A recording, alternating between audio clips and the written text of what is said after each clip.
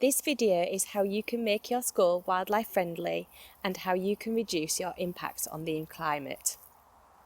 As you know, all the little things add up. Here are some really simple ideas to make a difference. Hi, I'm Sarah. Hi, I'm Alex. Hi, I'm Kat. Hi, I'm Andy. We work for Yorkshire Wildlife Trust. We are a charity that looks after Yorkshire's wildlife. Okay, so here we're creating a bug hotel. This is a great habitat for lots of different creatures, and it's the kind of thing that we could help you to create on your school ground if you wanted us to. So I'm just starting off at the bottom and I'm putting in some bricks and some old clay plant pots. These are great for creating a cool, damp area that frogs would like to hibernate in. So here we've got a finished one. So we've got some nice canes in there for solitary bees, and you can see down here that the spiders have moved in as well. So it's a great habitat for lots of different insects. Woo! Some nice big lice. And a little snail. And a spider. Baby mushrooms. Oh yeah.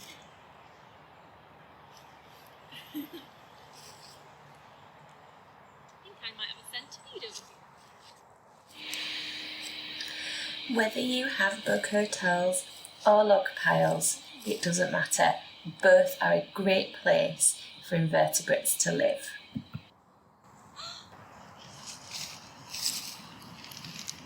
Oh, did you see that beetle? Andy, look.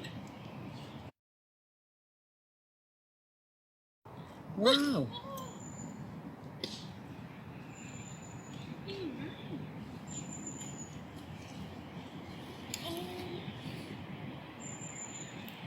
Having a pond in your school grounds not only provides an amazing learning tool, it is also a great habitat for a whole array of plants and animals.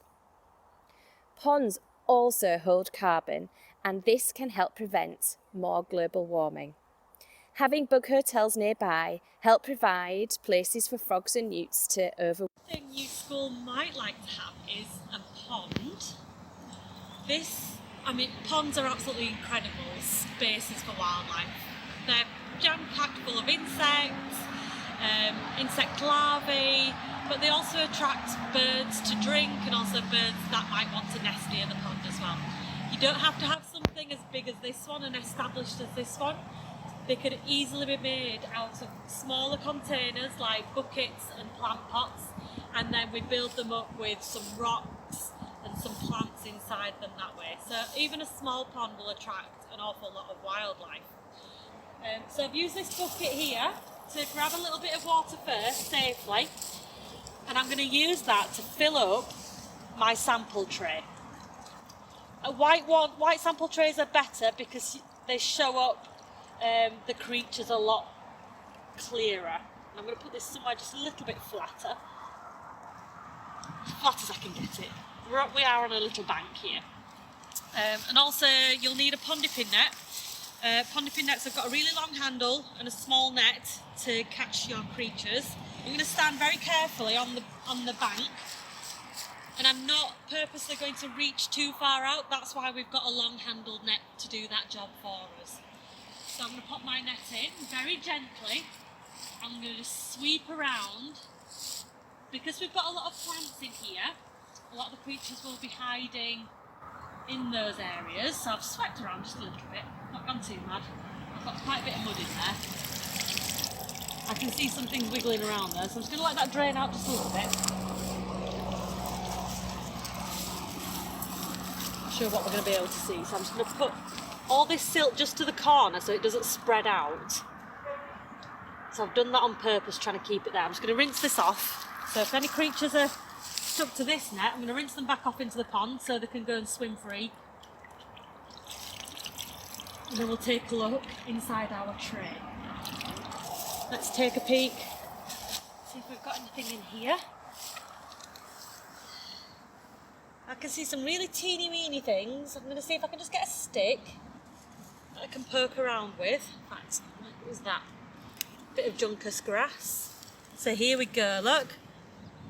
Got a little creature just here. I don't know if that's showing up awfully well. Oh, seen something else. So this is a water flea just here. In fact, it looks like a cyclops, that one. So it's a type of Daphnia. And then here, my gosh, look at this one. What a beauty. Oh. So this is a baby damselfly. And we call them larvae. Damselfly larvae.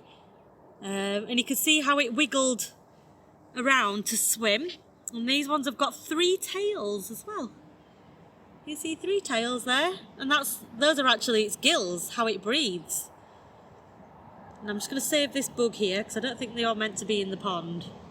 So sometimes creatures can fall in, so we'll save that one.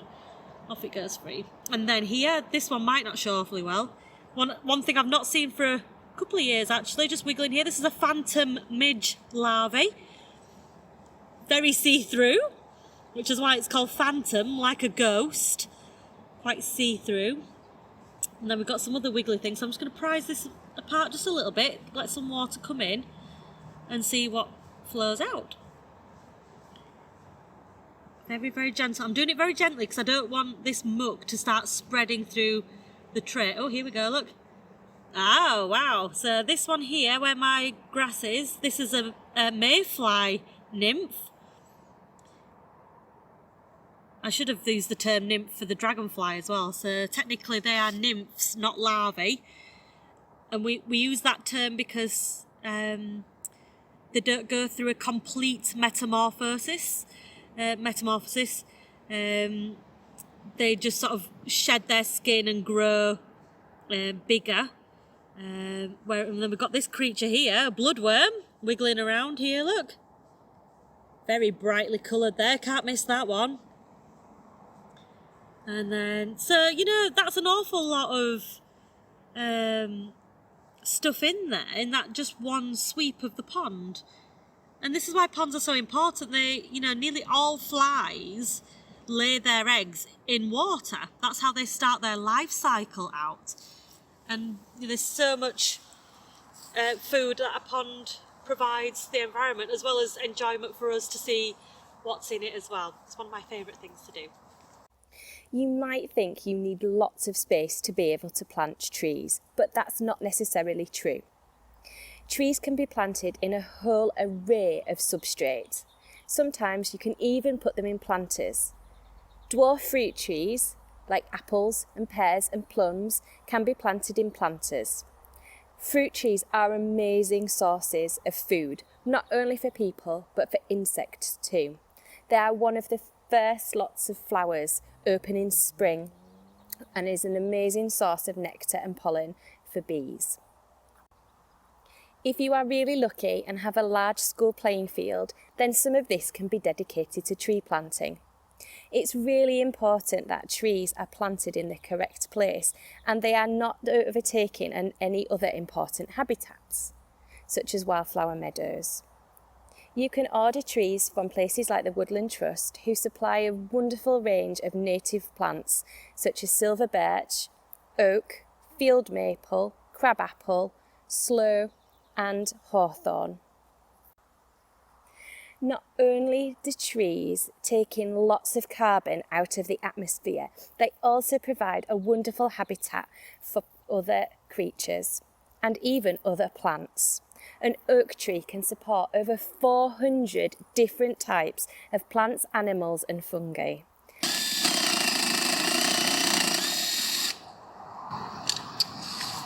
So, birds are a really important part of our ecosystem, and it's great if we can help look after them, especially when it gets to the cold winter months like this, when they're going to be struggling to find enough food and then we're going to need to build up their fat reserves to see them through the winter. So what we're doing here is we're just making a homemade natural bird feeder.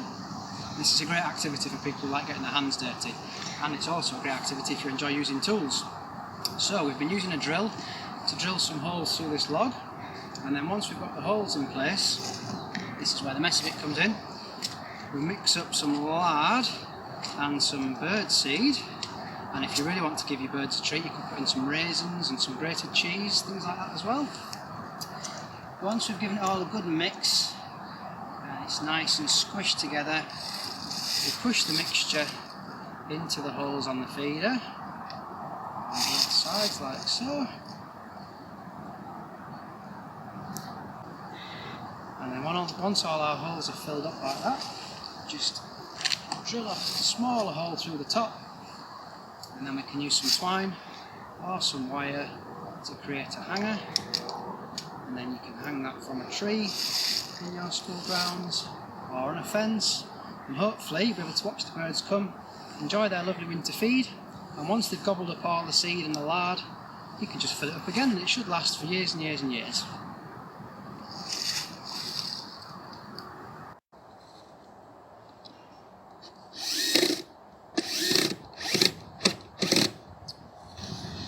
So, as well as making bird feeders, another great thing we can do to help our feathered friends is to create some homes, places for them to live. It won't be long until a lot of species are starting to look for somewhere to nest next spring. I've got a little friend who's flying around somewhere, hopefully we might spot him in a minute, a little robin. And robins and wrens like open-fronted nest boxes like this. So me and Kat created an open-fronted nest box that we can pop in a hedge somewhere, and we're hoping that our robin might like to set up a nest in there for the spring and raise some chicks. And even once it's finished, if you want to get extra creative, we could use some nature-friendly wood stains and make it lovely and bright like this. This one's for a tit, these ones, like I say, for robins. We could do a mixture depending on what birds you might have in your area, pop them around the school, and then you can help to monitor the boxes and see what takes nests in there. And also, each year it's really important, if a bird has nested in there, to give it a good clean out, ready for some more birds to move in. So after the eggs have hatched and the chicks have flown away, in the autumn time, we just unscrew the lid of the box and use a nice stiff brush and give it all a good clean out, and then fix the lid back on, ready for more birds.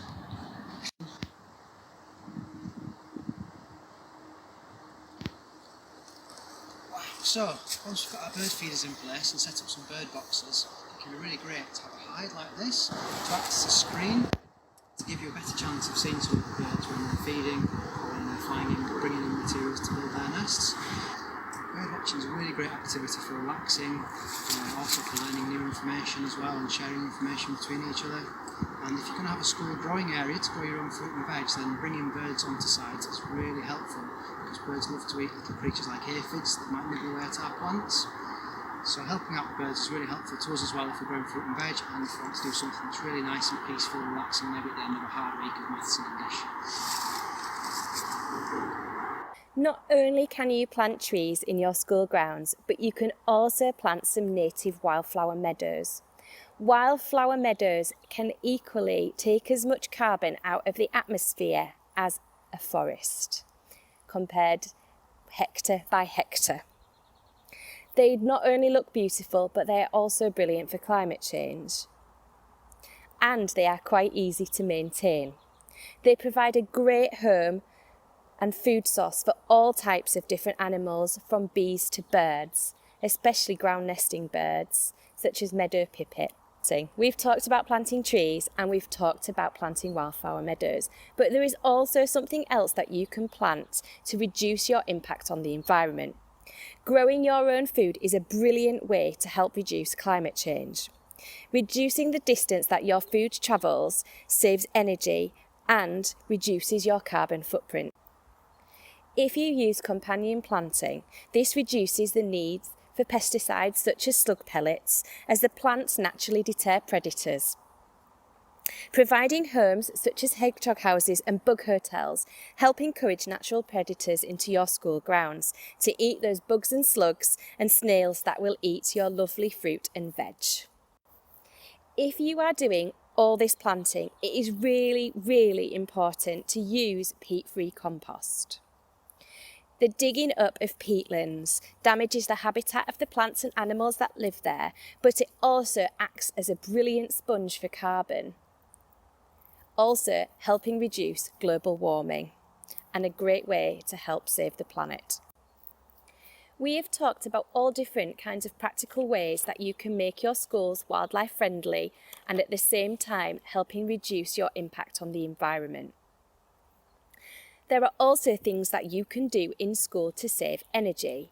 These could be things like walking to school when you can, turning the lights out when they are not needed, Making sure the heating in school is at a decent temperature and is not wasting energy, and is not on during the holidays. You could also make sure that you have recycling bins. Stopping things going to landfill is a really great way to helping reduce the impact of you on the climate. Having recycling bins is a really great way of helping reduce your impact on the environment. Stopping things rotting in landfill and going to waste is a really great way to help reduce your impact on the environment. A compost bin or a wormery in school, so all your bits of fruit that are left over at playtime can go in there and create a great resource for your allotment area. Here is a quick review of how you can make your school more wildlife friendly and reduce its impact on the environment. You can make sure that trees are planted in the correct places, as well as creating some wonderful wildflower meadows. You can grow your own food and use peat-free compost. You could even build a pond to provide a lovely habitat for all those water creatures and to help save the environment. And lastly, you can form your eco club to make sure your friends and teachers are saving energy.